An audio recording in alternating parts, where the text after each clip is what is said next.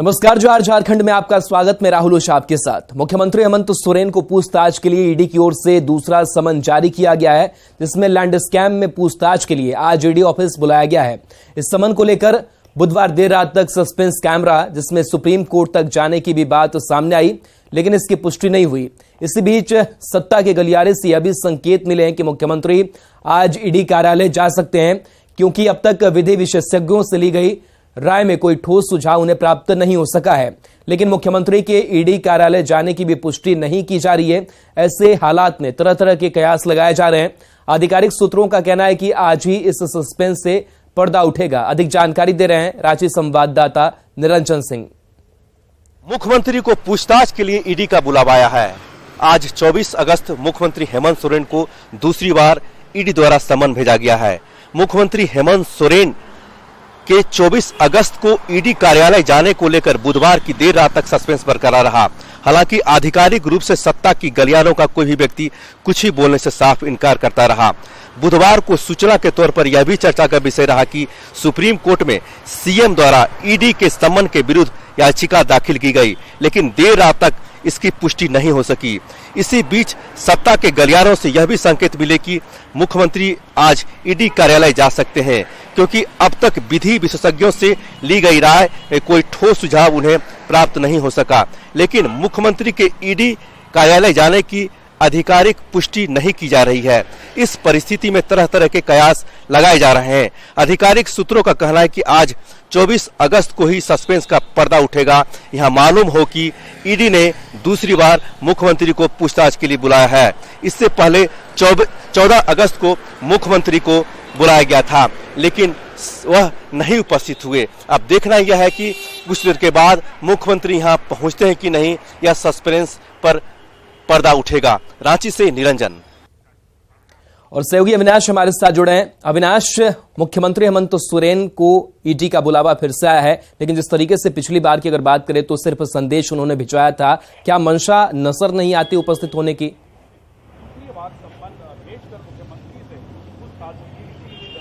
नहीं, देखिए, इसमें कहीं कोई संदेह नहीं है कि मुख्यमंत्री आएंगे या नहीं आएंगे, इसको लेकर संशय इस वक्त भी बरकरार है। जो जानकारी आ रही है, एक जानकारी अपने दर्शकों को देना चाहूंगा कि जो मुख्यमंत्री का शेड्यूल है वो 12:20 का है। मतलब सीएम आवास से मुख्यमंत्री हेमंत सोरेन 12:20 पर अपने आवास से निकलेंगे, लेकिन जो निकलेंगे तो वो ईडी ऑफिस आएंगे, ये उसमें तय नहीं है।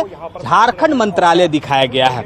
शेड्यूल के अनुसार इस वक्त जो हम जानकारी दे रहे हैं, मुख्यमंत्री हेमंत सोरेन का 12:20 पर आवास से निकलने का तय समय है और वो झारखंड मंत्रालय जाएंगे। झारखंड मंत्रालय में फाइलों का निपटारा करेंगे। जो जानकारी आ रही है, कोई कुछ विभागों की जो समीक्षा कल भी उन्होंने बैठक की थी, उस तरह की बैठकें भी हो सकती है। लेकिन इन सब के बीच चूंकि सभी चीजें स्पष्ट तौर पर नहीं सामने आ पा रही है, जैसा कि हम लगातार कह रहे हैं कि पिछले बार वो पहली समन पर नहीं आए थे, उन्होंने अपने दूध के सहारे जो मैसेज भेजा और जो कड़ा मैसेज था वो सभी लोग जानते हैं कि उन्होंने कई आपत्ति दर्ज की थी, समन वापस लेने की बात कही थी, कानूनी सलाह की बात कही थी। और आज जब दूसरे समन की हम चर्चा कर रहे हैं, तब इस तरह की कुछ तैयारियां भी आपको ईडी ऑफिस के बाहर देखने को मिल जाएंगी। पिछले बार ये तैयारियां बहुत कम थी, संख्या कम थे। जो पुलिस के यहाँ पर जो जवान आप इस वक्त देख पा रहे हैं, इनकी संख्या इतनी नहीं थी। लेकिन ये सुरक्षा के लिहाज से भी होता है कि दूसरा समन है, मुख्यमंत्री अगर आते हैं तो जो स्थानीय पुलिस है वो अपनी तैयारी करती है। अब जो राजनीतिक गलियारे में जिसकी चर्चा हो रही है कि मुख्यमंत्री आएंगे नहीं आएंगे, अगर नहीं आएंगे तो क्या वो कोर्ट की शरण में जाएंगे, नहीं आएंगे तो क्या वो फिर से किसी दूत को भेजकर समय मांगेंगे, और अगर इन सब से अलग अगर जो जिसकी चर्चा हो रही है इन सबको मात देते हुए अगर मुख्यमंत्री हेमंत सोरेन यहाँ पहुंचते हैं, तब फिर क्या होगा? क्योंकि जो पिछली बार उन्होंने सवाल उठाए थे और यहाँ से जो बातें होंगी, जब ईडी के अधिकारी जिस जमीन को लेकर, जिस जमीन का यहाँ खेल चल रहा था, उसको लेकर जो इस वक्त बहुत सारे लोगों की गिरफ्तारी हो चुकी है, उससे संबंधित जो सवाल होंगे वो जरूर यहाँ मुख्यमंत्री को यहाँ सामना करना पड़ेगा। और नहीं आते हैं तो देखना होगा कि कितना वक्त मांगते हैं, फिर कब उन्हें समन किया जाता है, ये सारी चीजें हैं। इसलिए हम बार बार कह रहे हैं कि अभी तय नहीं है कि मुख्यमंत्री हेमंत सोरेन ईडी दफ्तर आएंगे या नहीं आएंगे। एक सुप्रीम कोर्ट की भी चर्चा हो रही है कि सुप्रीम कोर्ट भी जाया जा सकता है। क्या लग रहा है कि सुप्रीम कोर्ट जाने की कुछ तैयारी है या फिर ईडी के खिलाफ ही आवाज उठाने की तैयारी है?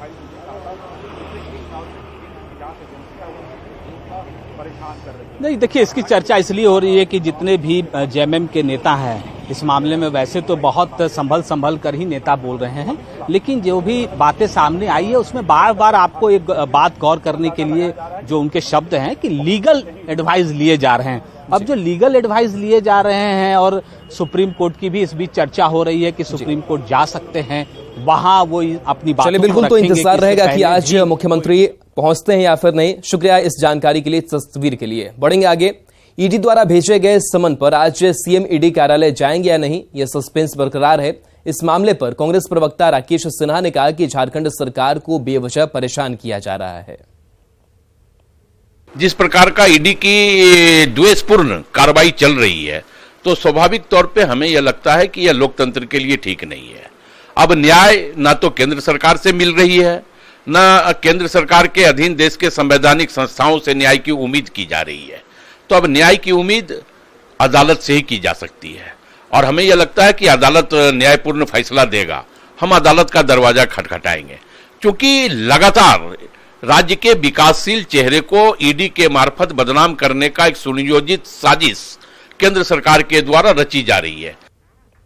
जामताड़ा के मेहजाम में शराब कारोबारी योगेंद्र तिवारी के आवास पर ईडी की छापेमारी दूसरे दिन भी जारी है। योगेंद्र तिवारी के मेहजाम में एसबीआई बिल्डिंग स्थित ऑफिस के साथ ही आर्याइन होटल में कल देर शाम ईडी की छापेमारी खत्म हुई थी, लेकिन योगेंद्र तिवारी की आवास पर कल से शुरू हुई छापेमारी आज भी जारी है। वहीं छापेमारी के दौरान ईडी की टीम को कई दस्तावेज भी हाथ लगे हैं। फिलहाल छापेमारी के संबंध में ईडी की टीम कुछ भी जानकारी देने से परहेज कर रही है। शराब कारोबारी योगेंद्र तिवारी के आवास पर जारी छापेमारी पर अधिक जानकारी दे रहे हैं जामताड़ा संवाददाता सुमन भट्टाचार्य।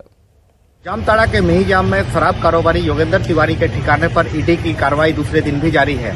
आपको बता दें कि अभी हम मौजूद हैं योगेंद्र तिवारी के मेहजाम स्थित आवास पर, जहां आज भी सुबह से भी ईडी की छापेमारी चल रही है। आप मेरे पीछे देख सकते हैं, यहाँ ईडी की गाड़ियां जो है यहाँ लगी हुई है। इनोवा कार से कल 5 इनोवा कार से ईडी के अधिकारी पहुंचे थे, उनमें से एक कार से जो है एक टीम निकल चुकी थी। वहीं 4 गाड़ियां जो है अभी भी मौजूद है। अब आपको घर की तस्वीरें दिखाना चाहेंगे। गेट अभी भी यहाँ पर बंद है और अंदर जो है तहकीकात चल रही है, जांच पड़ताल की जा रही है, पूछताछ भी अंदर किया जा रहा है। आपको तस्वीरों के जरिए दिखाना चाहेंगे कि देखिए, गेट को बंद रखा गया है, अंदर सुरक्षाकर्मी मौजूद है। वहीं आपको बता दें कि कल ईडी की जो टीम कल सुबह 7 बजे पहुंची। यहाँ कल दिन भर जो है योगेंद्र तिवारी के एसबीआई बिल्डिंग के दूसरे तल स्थित कार्यालय का भी उन्होंने जायजा लिया है, जहां पर जांच पड़ताल की गई। देर शाम तक वो जांच पड़ताल चली। इसके बाद जो है आपका योगेंद्र तिवारी के जो होटल आर्या इन है, जिसकी तस्वीरें आपको दिखा रहे हैं, वहाँ भी जांच पड़ताल की गई। वो भी देर शाम को खत्म हो गई। लेकिन फिलहाल जो है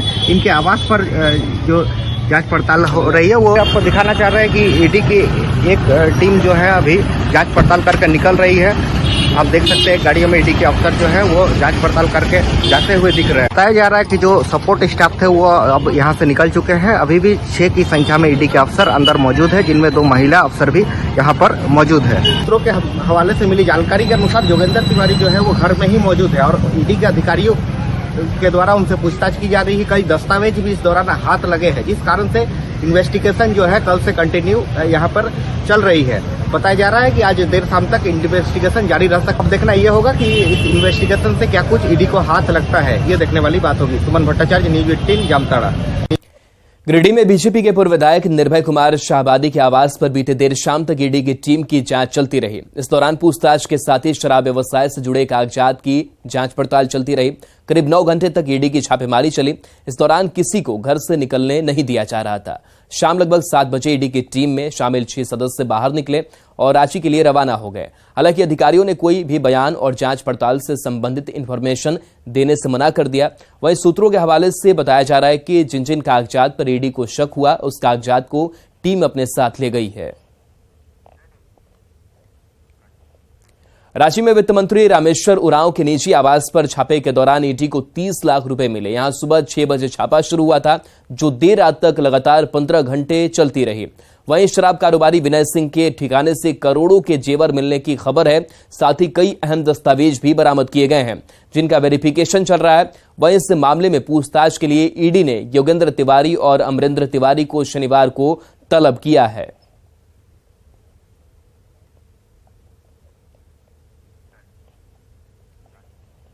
झारखंड के 8 जिलों में शराब घोटाले को लेकर पड़े ईडी के छापे से शराब कारोबारियों में हड़कंप मच गया है। झारखंड शराब व्यापारी संघ का कहना है कि शराब नीति की नियमावली से छेड़छाड़ के चलते ये नौबत आई है। इसका खामियाजा कारोबारियों को भुगतना पड़ रहा है। में आज तक कभी भी कोई दाग नहीं लगा था विभाग पर।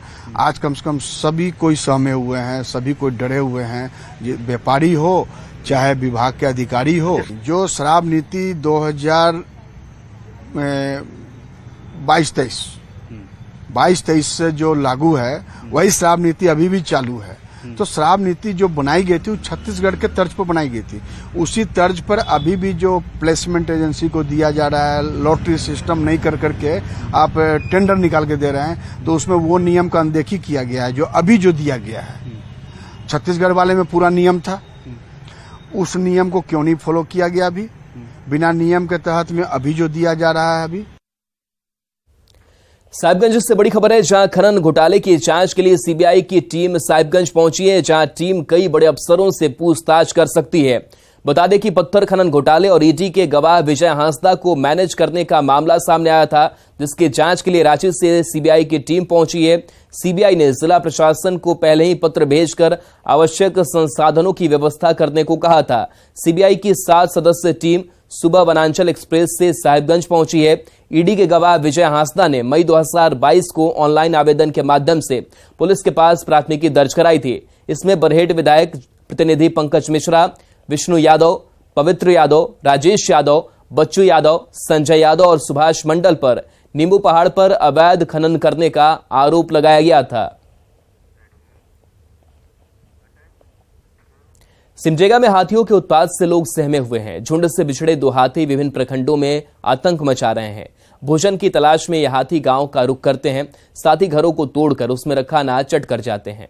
वहीं हाथियों के हमले में कई लोग घायल भी हो गए, जिसमें से कुछ की मौत भी हो गई। सिमडेगा के ठेठई टांगर, जलडेगा और बोलबा प्रखंड हाथी से ज्यादा तबाह हैं। रात होते ही हाथियों का झुंड गांव में तांडव मचा रहा है, साथ ही बरसात के मौसम में लोगों का घर ध्वस्त कर रहा है। एक तरफ ग्रामीण परेशान है, वहीं दूसरी तरफ वन विभाग हाथियों को भगाने की प्लानिंग में जुटा है, लेकिन ये नाकाफी साबित हो रही है। वहीं कोलिबिरा विधायक ने हाथियों को भगाने के लिए स्थायी समाधान पर जोर दिया है।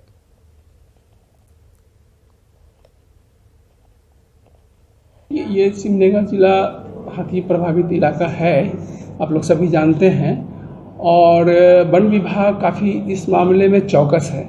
ग्रामीणों के हित के लिए लगातार प्रयासरत है, और जहाँ तक मुआवजा और लोगों का जान माल की जो क्षति हो रही है उसकी सुरक्षा के लिए हम लोग ग्रामीण स्तर पर प्रशिक्षण भी दे रहे हैं। बोलबा क्षेत्र में तो इस बार बांस भी कहीं पर लगाया गया, और बरगद का, पीपल का, पुटकल का, पकड़ी का, ये सब डाली लगाया गया ताकि ये सब पेड़ बढ़े जिसको कि हाथी खाते हैं। तो निश्चित तौर पर जब वो खाना जंगल में मिलेगा तो हाथी गांव में कम आएंगे, तो टकराव कम होगा, और टकराव कम होगा तो निश्चित तौर से हाथी को लेके जो आतंक है वो थोड़ा सा कंट्रोल होगा। साहिबगंज में गंगा नदी का जलस्तर बढ़ने से दियारा इलाके के कई घर कटाव की जद में आ गए हैं। गंगा नदी में एक घर विलीन होने के बाद पीड़ित परिवार झोपड़ी बनाकर रहने को मजबूर हैं और प्रशासन से मदद की गुहार लगा रहे हैं। उद्वा प्रखंड के पूर्वी प्राणपुर पंचायत में गंगा कटाव का खतरा बढ़ने लगा है और अब तक करीब 7 घर इस कटाव की जद में जाकर गंगा में विलीन हो चुके हैं और कई परिवार बेघर हो चुके हैं। वहीं जिला प्रशासन की टीम लगातार बाढ़ प्रभावित क्षेत्र का जायजा ले रही है। हालांकि राहत की बात है कि धीरे धीरे गंगा नदी का जलस्तर घट रहा है, जिससे दियारा क्षेत्र के लोगों को थोड़ी राहत जरूर मिल रही है। यहाँ में कई गांव हुआ करता था, जिस कारण अभी जो गांव के हुआ करता था उस जितने भी गांव थे, यहाँ में 2-4 गांव थे, सारा गांव लगभग अगले 4 साल से पूरा सीमित हो चुका है, गंगा के साथ काट के बिखर चुका है। और यहाँ के जो रहने वाले लोग हैं यहाँ से बेघर हो चुके हैं। उसके लिए रहने के लिए ना घर है और ना ही कोई जगह है।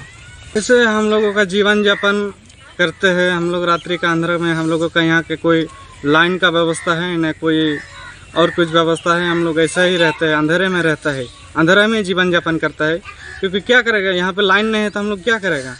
हम लोग खुद लाइन थोड़ी लाने के लिए आया है। सरकार यहाँ पे कोई कार्रवाई नहीं करता है। लाइन नहीं है तो कोई सरकार नहीं बात बोलता है, विधायक नहीं बात बोल रहा है यहाँ का। रामगढ़ में शमशाद अंसारी हत्याकांड को लेकर गुस्सा भड़कता जा रहा है। परिवार वालों ने इंसाफ की गुहार की है। हालांकि रामगढ़ पुलिस ने पूरे मामले का खुलासा कर दिया है। शमशाद अंसारी हत्याकांड को लेकर रामगढ़ कोयलांचल में कोहराम मचा हुआ है। शोक संतप्त परिवार वालों ने रजरप्पा थाने में धरना दिया और हत्यारों के खिलाफ कड़ी कार्रवाई करने की मांग की। इस मामले में कई संदिग्धों से पूछताछ कर रही रजरप्पा पुलिस ने हत्याकांड का जल्द खुलासा करने का दावा किया है। केस दर्ज हुआ है, केस जांच अनुसंधान कितने लोग क्या केस दर्ज हुआ है सर, कितने लोग हिरासत में लिए गए? केस अनुसंधान जारी है, जांच पड़ताल चल रहा है।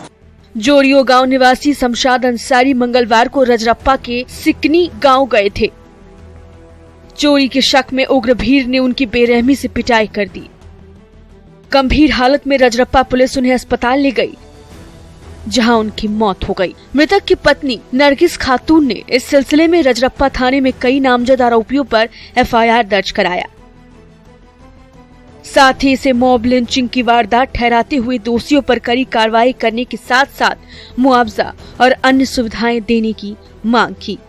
हम इंसाफ चाहते हैं, उन लोग को फांसी दीजिए और जल्द से जल्द पकड़िए उस सबको, और एकदम फांसी का सजा जो खड़ा करके किया है, मारा है, जो लोग मारा है मेरा आदमी को, उसको एकदम कुछ काम से लेके गए थे तो वहाँ का लोग मारपीट किया और सब मिलजुल के मारा और हत्या कर दिया। हम यही चाह रहे हैं कि वो सब जो इंसान मारा उस सबको इंसाफ।